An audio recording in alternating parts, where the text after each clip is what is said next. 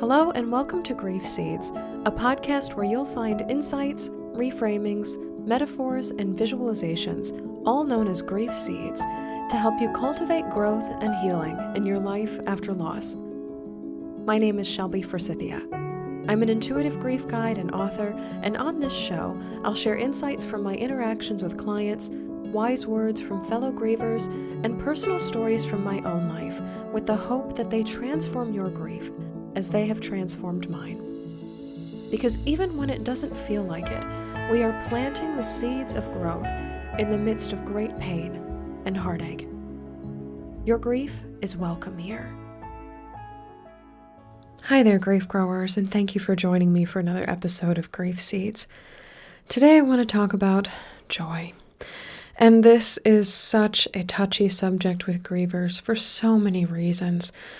I think because we live in a society, especially if you live in westernized society in any part of the world, there is so much pressure to get back to happiness, get back to some sort of joy or some form of pleasure in the aftermath of loss because it lets other people know that you're doing okay or that you're going to be all right.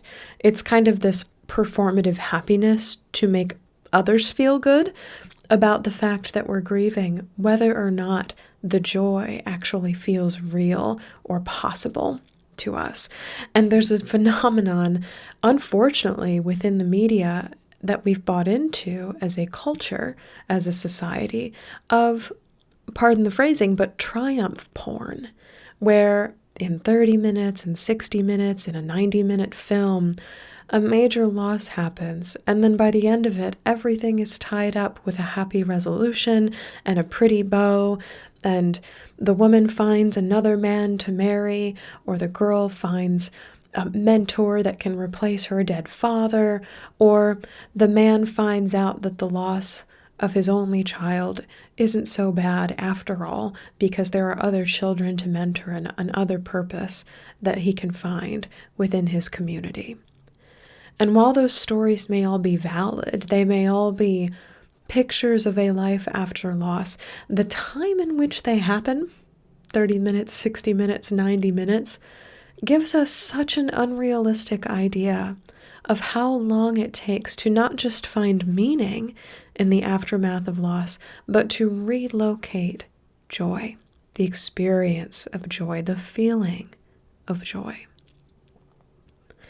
I'm working with a client right now who has a pretty wide-angle lens view of life after loss. She has faced so many losses in not a lot of time, several of them unexpected, loss after loss after loss after loss after loss. And yet she continues to maintain this knowledge, this wisdom, that joy still exists in the world. And I have to say, this is not something that was true for me. After I lost my mom, I was convinced that joy was just no longer possible for me again. Joy would no longer be a part of my life for the rest of my life. And I have to tell you, as a grief guide and somebody who's been doing this work for over 5 years now, both perspectives are okay. Both perspectives are really normal.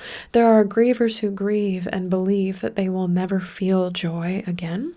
And there are grievers who grieve and know that joy exists somewhere out in the world, but it's just not an experience that they're having or able to have right now.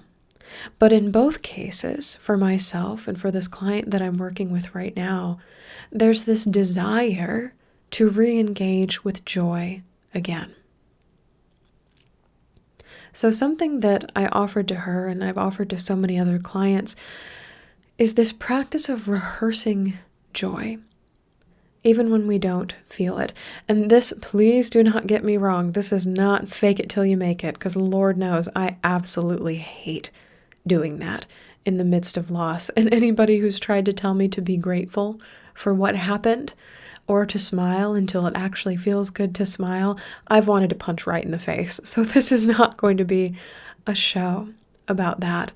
I think this is more a practice of noticing things that feel easy, that feel safe, that feel inspiring feels like a big word, but maybe inspiring, something that breathes air into you. The literal etymological roots of inspire is to breathe into, to spire in, to breathe into. What is it in your life right now that is breathing into you? And it doesn't have to feel happy. It doesn't have to feel joyful yet. And you don't have to do anything about it. Just bringing an awareness, just bringing a noticing to the fact that these things are true right now. And you don't have to assign it the label of joy either. So for instance, you could say something like, I notice that having tea with my friend is something that breathes life into me. I notice that sharing my grief in a Facebook group online makes me feel like I can breathe a little bit easier. I notice that tuning into this podcast gives me 10 or 15 minutes worth of space to relax within the experience of my grief. I may not be happy as it's happening. I may not assign the emotion of joy to what I'm feeling, but it's also different than what seems to have taken over in my day-to-day. Pain, numbness, struggle, sadness, depression, anxiety, grief. Sometimes rehearsing joy looks like noticing what is different from the dominant experience that I'm having right now.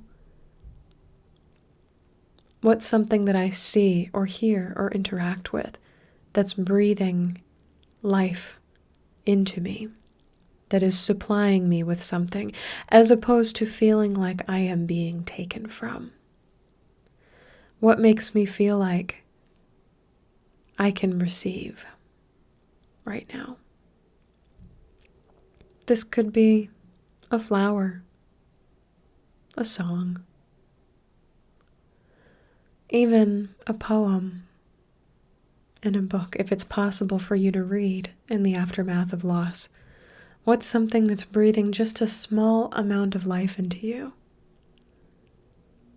And in these ways, in holding that experience in your body, there is life breathed into me right now.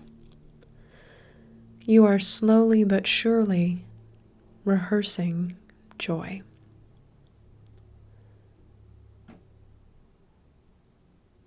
Because what is joy but a larger experience of feeling breathed into, of experiencing awe or wonder or delight or happiness, if that's a word that feels true for you. Another way to rehearse joy, if it still feels inaccessible to you, or if you feel like nothing is breathing life into you right now, and that's also okay, is to notice where in other people's lives are they experiencing joy? Where is life breathing into other people? What happy news are they sharing with you? In what ways are they savoring a cup of coffee or a sunny day or seeing a cute dog on the street? And if you are very alone in your grief right now, if you are isolated in your experience of loss, you can do this with fictional characters, with people on TV, with people in movies, as you are consuming media in the aftermath of loss. Who in the newspaper is graduating or getting married right now? Who on TV is getting a promotion or signed on a new apartment that they really, really love? Who in the movies won the tournament or made the goal? And just acknowledging that joy is true for other people, that it exists in the world, that you notice it.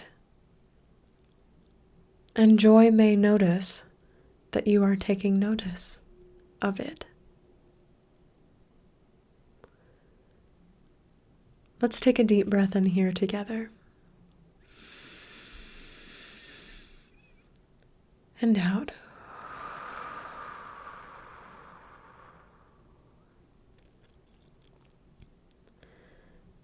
May you, grief grower, as you live life after loss, know that joy is still out there for you. It has not died or vanished along with your loved one or along with your loss. It is still alive and in existence out in the world. Maybe it seems that it shouldn't be so, or maybe that you don't deserve joy in the midst of so much pain. And yet, just like grief, joy is always available to us as an option, as a possibility. It's okay if you're not ready to engage with joy just yet. It's okay if you and joy are not on good terms.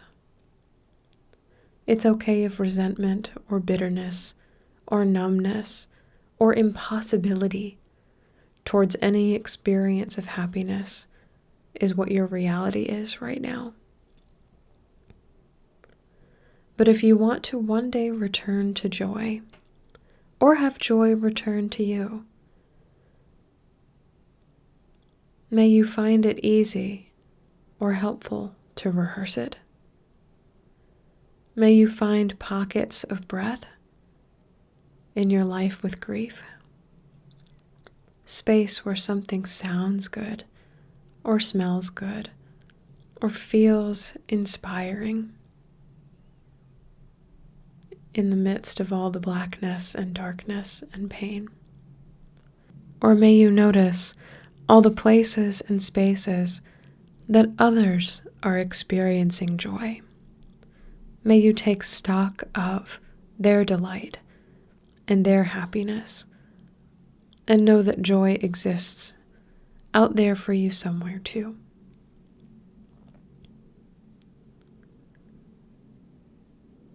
May you know that the goal is not to abandon grief in favor of joy, but to slowly fold joy in to the larger picture of your life, just as you are learning to fold in grief.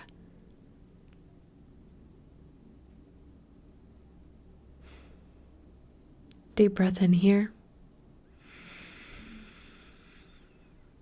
and out. Thank you so much for listening today.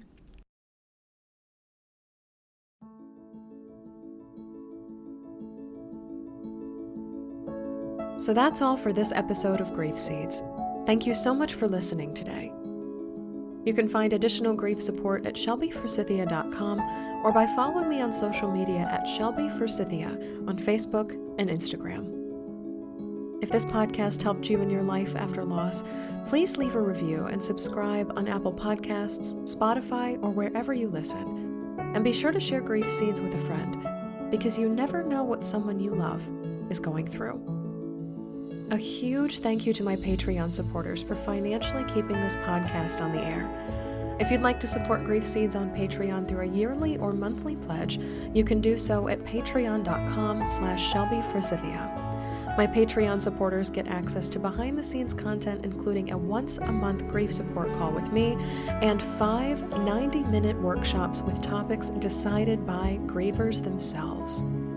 Again, that website is patreon.com/shelbyforsythia. Music for Grief Seeds is performed by Addie Goldstein. As always, my dear grief growers, it was beautiful sharing this space and time with you today. I see you.